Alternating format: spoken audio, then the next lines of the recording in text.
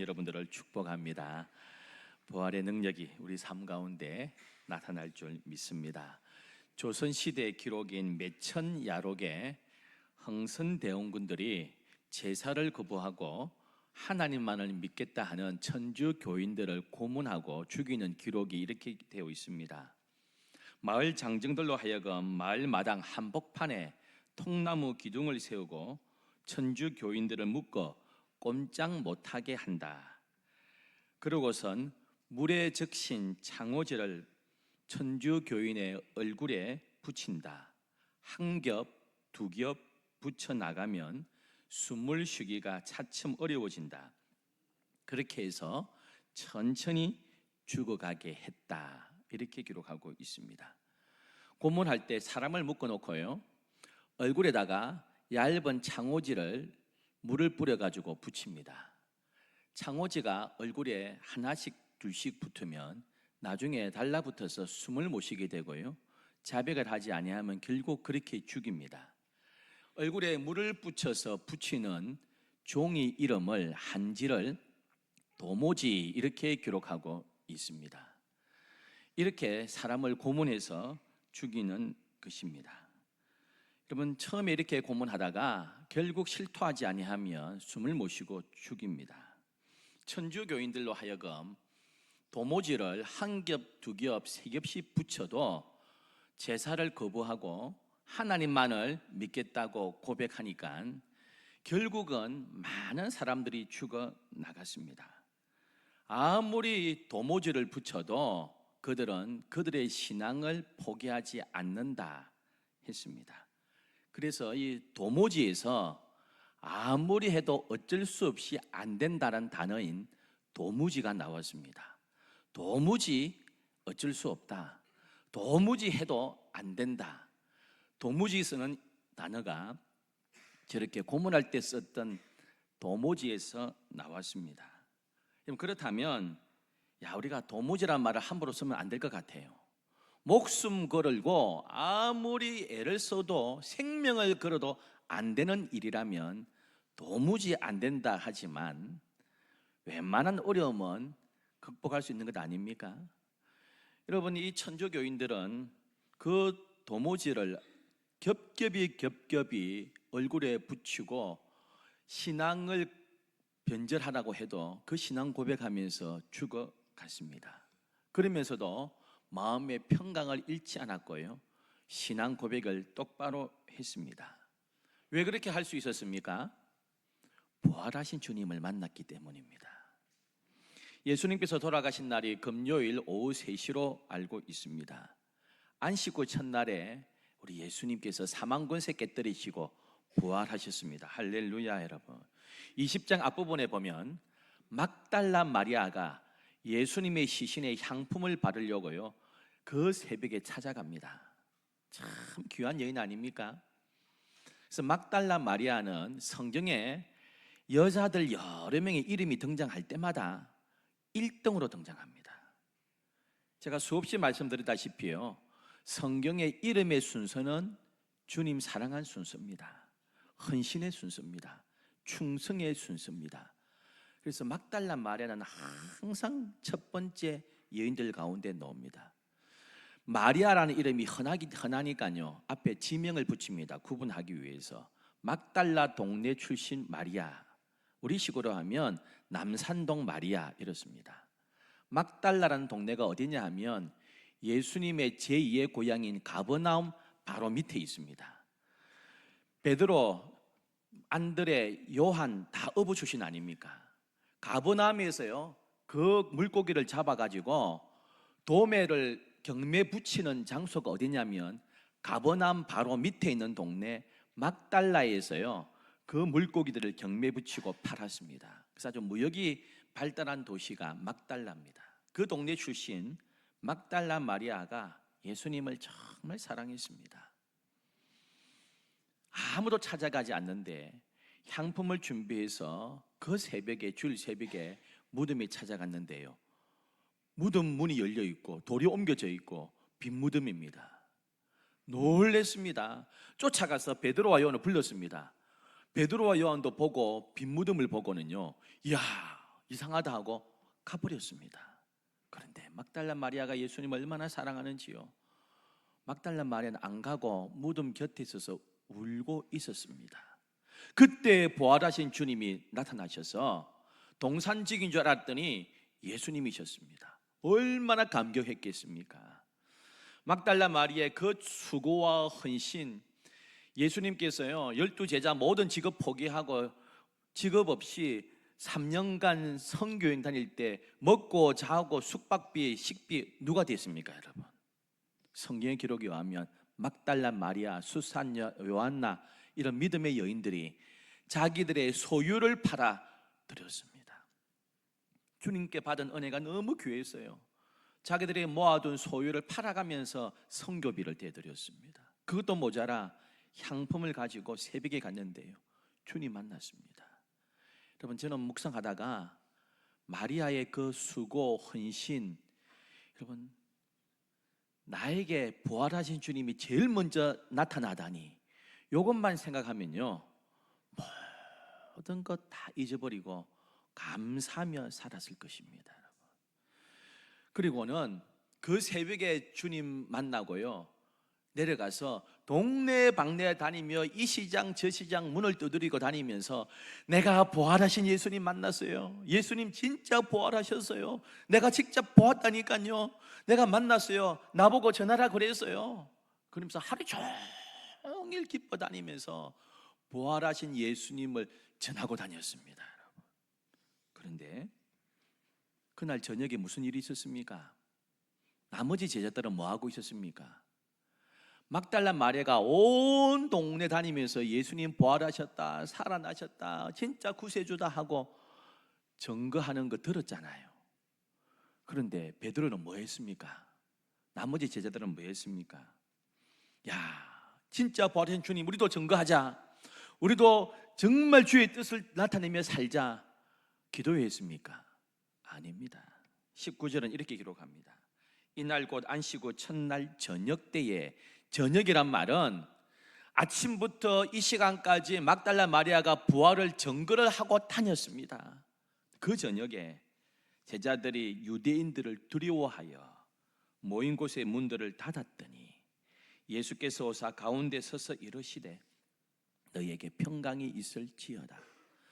혼자 막달라 마리아는 막 전도하고 증거하고 예수님 부활하셨다고 막 다니는데 그 소식 들었잖아요. 그런데 제자들은요 공포 가운데, 두려움 가운데 문들을 다 닫고 있었습니다. 문들을 닫았다 이 말은 2중 3중으로 채우고 앞문 뒷문 전부 다 닫았다는 것입니다. 혹시 우리도 체포당할까 싶어서 예수님 부활했다는 엉터리 뉴스를 전한다고, 가짜 뉴스 선포하고 다닌다고 우리도 잡아가지고 처형할까 싶어서 두려워서 문들을 닫고 목소리도 새어나가지 않게 조용하게 급 가운데 있는 모습 아닙니까, 여러분? 아침부터 새벽부터 저녁까지 막 예수님의 부활을 증거하는 막달라 마리아, 너무너무 걱정스러워서요 문들을 전부 다 잠그고 숨소리도 크게 못 내고 벌벌 떨고 있는 남자 제자들의 모습 너무 대조되잖아요. 왜 이렇게 대조됩니까? 왜 이렇게 차이 납니까? 이유 딱 한 가지입니다. 부활하신 주님을 만났느냐, 부활하신 주님을 못 만났느냐, 이것이 이 차이를 나타낸 것입니다. 부활하신 주님을 만난 사람, 부활하신 주님을 못 만난 사람 차이가 이렇게 큽니다. 우스갯소리지만 우리 기독교의 상징이 십자가 아닙니까? 목걸이 귀걸이 십자가들이 있으세요? 우리 기독교 십자가는 예수님이 없습니다. 십자가만 있습니다. 천주교 십자가는 예수님 매달려 있습니다. 아직 그는 부활하지 못하고요 아직도 십자가에 매달려 있어요. 우리는 부활하신 주님을 믿는데요. 우리 사랑하는 성도 여러분, 우리는 부활의 주님을 만난 사람입니까? 아직 부활의 주님을 만나지 못한 사람입니까? 2000년 전에 막달라 마리아, 우리하고 형편이 어떻습니까? 훨씬 안 좋습니다.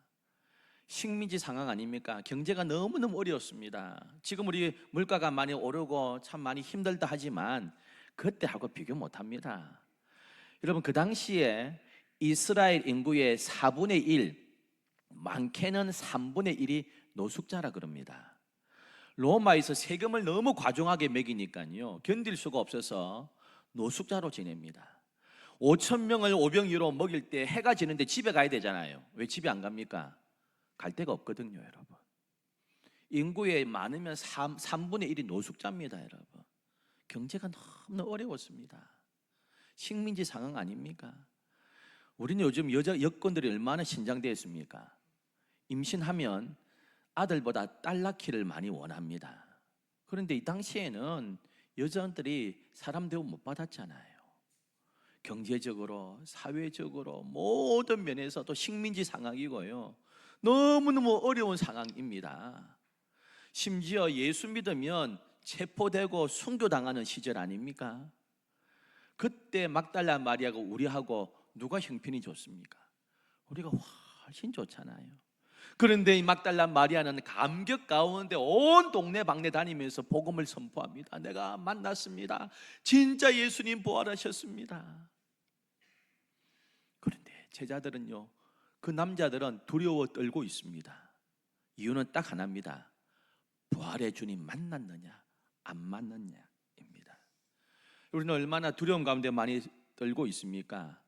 사업의 어려움, 그리고 질병의 어려움, 자식의 진로의 문제, 마지막에 제일 우리가 극복하기 어려운 죽음의 문제, 우리가 얼마나 떨고 있습니까? 외국도 그렇고요, 우리나라도 그렇고 많이 팔리는 게 건강식품이랍니다. 왜? 건강과 죽음의 문제이기 때문입니다. 여러분, 그런데 부활의 주님 만나면 그 모든 여건과 환경을 뛰어넘는 주의 평강을 누리게 될 줄 믿습니다, 여러분. 그럼 제가 20몇 년 전에 부목사 할 때요, 젊은 여집사가 다이어트 하다가요, 몸이 너무너무 안 좋아졌습니다. 모든 기능이 다 망가졌습니다. 광안동에 있는 한서병 중환자실에 입원했습니다. 입원과 퇴원을 반복합니다. 어머니 권사님이 제대로 앉지도 못하는 그 30대 후반에 자기 딸을 간병합니다. 한서병은 중환자실에 입원했는데요,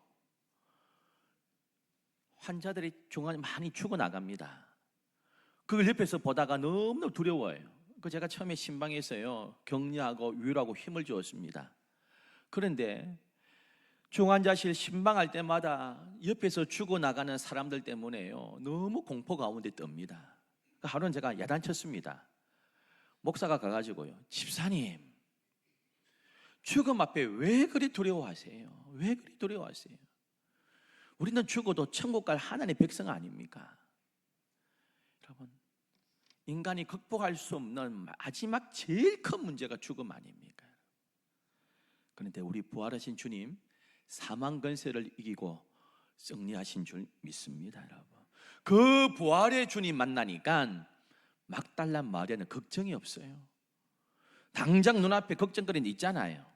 하루 먹고 살 것도 없고요, 식민지 상황이고 여러 가지 있지만 그걸 뛰어넘는 마음의 평강을 누릴 수 있었습니다. 그런데 제자들은 안 그래요. 부활의 주님을 인격적으로 못 믿고 못 만나니까 두려웠답니다. 누가복음 24장은 이렇게 기록합니다. 이 말을 할 때에 예수께서 친히 그들 가운데 서서 이르시되 너희에게 평강이 있을지어다 하시니 그들이 놀라고 무서워하여 그 보는 것을 영으로 생각하는지라. 영으로 생각했습니다. 쉬운 말로 영어는 이렇게 되어 있습니다. They saw ghost. 그들은 예수님을 고스트로 보았습니다. 귀신으로, 유령으로 보았습니다. 아니야, 진짜 부활한 게 아니야, 유령이야, 귀신이야. 얼마나 놀랬던지요. 우리 예수님은 몸이 부활하셨습니다. 그 부활하신 몸은 시간과 공간을 초월하여서 겹겹의 문을 닫아 놓았는데도 주님 들어오셨습니다. 그리고 첫 마디 이렇게 말씀하셨어요. 너희에게 평강이 있을지어다. 할렐루야, 여러분. 마음에 평강이 없어요. 공포와 두려움에 쌓여 있습니다. 주님께서 말씀 첫 마디가 평강이 있을지어다. 히브리 말로 샬롬, 헬라어로 에이레네, 우리나라 말로 안녕해라, 마음의 평화 좀 누려라, 그렇게 말씀하고 있습니다. 그리고 자신의 찔리신 그 손과 허리에 찔리신 그 창자국 보여주셨습니다. 유령 아니야, 귀신 아니야, 진짜 내가 몸으로 부활했어. 21절은 이렇게 기록합니다. 예수께서 또 이러시되 너희에게 평강이 있을지어다. 우리가 김 집사님 만났어요. 박 집사가 이렇게 만나가지고 묻습니다. 안녕하세요 김 집사님, 잘 지내셨죠? 그래 놓고요, 한마디 하다가 다시 합니다. 김 집사님 안녕하세요, 잘 지내셨어요? 그러면 이 김 집사가 박 집사 금방 안녕하세요 해놓고 뭐 하다가 또 안녕하세요 이럴 거 아닙니까? 우리 주님 이렇게 말씀하셨어요. 너에게 평강이 있을지어다 해놓고 몇 마디 하다 보니 또 너에게 평강이 있을지어다. 우리 주님 치맥계가 있는 것처럼 했던 말 또 하고 있습니다. 이 말은 샬롬 하는 이것이 그냥 하는 인사치레가 아니라는 것입니다. 진짜 너희에게 평강이 있느냐? 정말 두려워 떨고 있는데 정말 평강을 누려라. 내가 어떤 존재냐? 사망을 이긴 너희의 주인 아니냐? 나를 믿는다면 인생의 가장 큰 문제인 사망을 이긴 나를 믿는다면 너희들이 평강을 누릴 수 있을 것이다 강조하고 있습니다. 그때 도마가 없었어요. 제자들이 다 모이는데 제자 도마가 없었어요. 나는 만져봐야 묻겠다 이래 했습니다. 근데 일주일 뒤에 예수님께서 그 도마까지 있는 제자들 가운데 나타나셨어요. 26절은 이렇게 기록합니다. 너희에게 평강이 있을지어다. 일주일 동안 부활하신 주님을 봐놓고도 여전히 평강이 없었어요. 여전히 못 믿었어요. 일주일 뒤에 다시 말씀하십니다. 평강이 있을지어다. 왜 못 믿냐? 나를 믿는 자는 세상에 어려움은 있겠지만, 고민거리도 있겠지만 그 어려움과 고민거리를 뛰어넘는 평안을 누릴 수 있단다. 평강이 있어라. 그렇게 말씀하고 있습니다. 사랑하는 성도 여러분, 그들이 평강이 없을 때에, 두려워할 때에 책망하지 않으셨어요. 주님께서 직접 그 현장에 찾아오셨습니다. 그리고 평강 주셨습니다. 여러분, 여러 가지 문제로 마음에 수심과 근심 있는 자들이 있습니까? 자식 문제로, 사업 문제로, 일터 문제로, 집 문제로 여전히 고민되는 부분이 있습니까?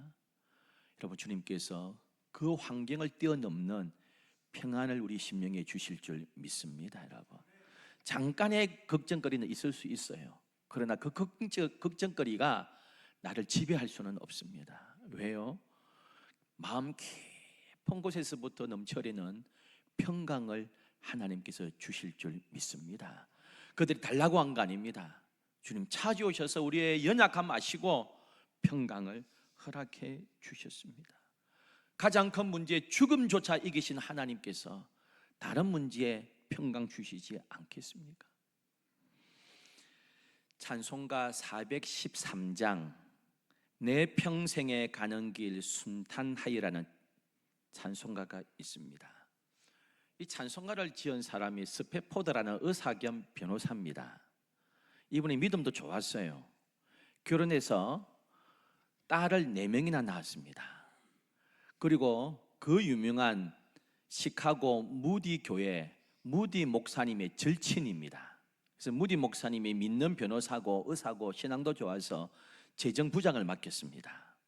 그 교회를 열심히 잘 섬겼고요, 대학 교수 겸 변호사, 의사고 재정부장을 하면서 사회적인 지위도 탄탄하고 쌓아놓은 돈도 제법 되었습니다. 근데 시카고 대화재가 발생했습니다.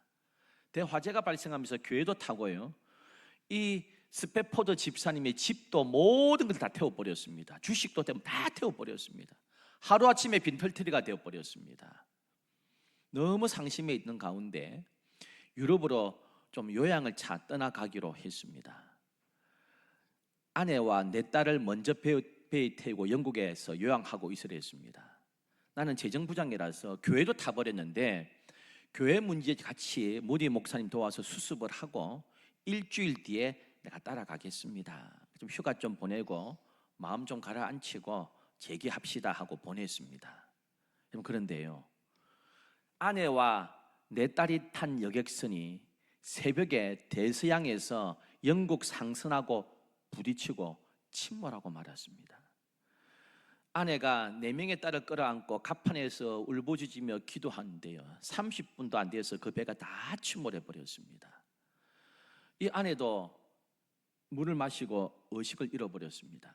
깨어나고 보니까 사람들에 의해서 구조받아가지고 구명보트에 타고 있는데 어린 내 딸은 찾지 못하고 대서양에서 죽고 말았습니다. 일주일 뒤에 영국에 도착한 이 아내가 남편 스페포드에게 전보를 딱 쳤는데요, 딱 한 구절입니다. 나 혼자 구조받았음. 여러분, 일주일 뒤에 스페포드가 교회 일을 정리하고 아내를 만나러 배를 타고 대서양을 건너갔습니다. 대서양을 건너갈 때에 새벽에 선장의 안내방송이 나왔습니다. 지금 지나가는 이 자리가 앞서가던 그 배가 침몰한 자리입니다. 자기 4딸이 수장된 곳입니다. 너무 모든 재산 잃었습니다. 자식 4명이 이 바다에서 죽었습니다. 여러분, 그 선상에서요, 딸 4명을 기억하면서 통곡하며 울었습니다. 울고 울다가 새벽 3시쯤에 하나님 주시는 위로와 평강을 맛보았습니다. 딸의 죽음을 뛰어넘는, 환경을 뛰어넘는 마음의 평화가 찾아오면서 펜을 들고 시를 적기 시작했습니다. 그 시가 이렇게 되어 있습니다. 내 평생에 가는 길 순탄하여 늘 잔잔한 강 같든지 그 풍파로 무섭고 어렵든지 나의 영혼은 늘 편하다. 저 마귀는 우리를 삼키려고 입 벌리고 달려와도 주 예수는 우리의 대장되니 끝내 싸워서 이기리라. 내 지은 죄 주홍빛 같더라도 주 예수께 다 아뢰면 그 십자가 피로서 다 씻으사 흰 눈보다 더 정하리라. 저 공중에 구름이 일어나며 큰 나팔이 울릴 때에 주 오셔서 세상을 심판해도 나의 영혼은 겁없으리. 내 영혼 평안해. 내 영혼 평안해. 내 영혼이 평안하다고 이 기록할 때가 별장에 앉아서 하나님께서 복 주셨습니다, 자녀 잘 되게 하셨습니다 하고 지은 것이 아닙니다. 처음에 지은 시가 어떻게 되어 있습니까? 내 평생에 가는 길 순탄하여 늘 잔잔한 강 같아도, 아니요, 큰 풍파로 무섭고 힘들어도 나의 영혼은 늘 평안합니다. 그렇게 고백할 수 있었습니다. 여러분, 그렇게 노래할 수 있었던 이유는 부활의 주님을 그가 체험했기 때문입니다. 다시 만날, 천국에서 만날 그 자식들을 기억하고 환경과 여건을 뛰어넘는 마음 깊은 곳에서 올라오는 하나님의 위로와 평강을 체험했기 때문인 줄 믿습니다. 여러분, 사랑하는 성도 여러분, 우리가 환난을 당하나 담대할 수 있는 것도 세상이 설명할 수 없습니다. 왜요? 부활하신 하나님께 주시는 담대함이기 때문인 줄 믿습니다. 여러분, 부활의 주님을 체험한 사람, 부활의 주님을 체험하지 못한 그 제자들, 너무나 큰 차이가 있습니다. 저와 여러분 정말로 부활의 주님을 만난 자들입니까? 이 한 주간 주님 주시는 부활의 평강, 그 은혜 간증하고 사는 저와 여러분 되기를 소원합니다. 참 좋으신 하나님 아버지,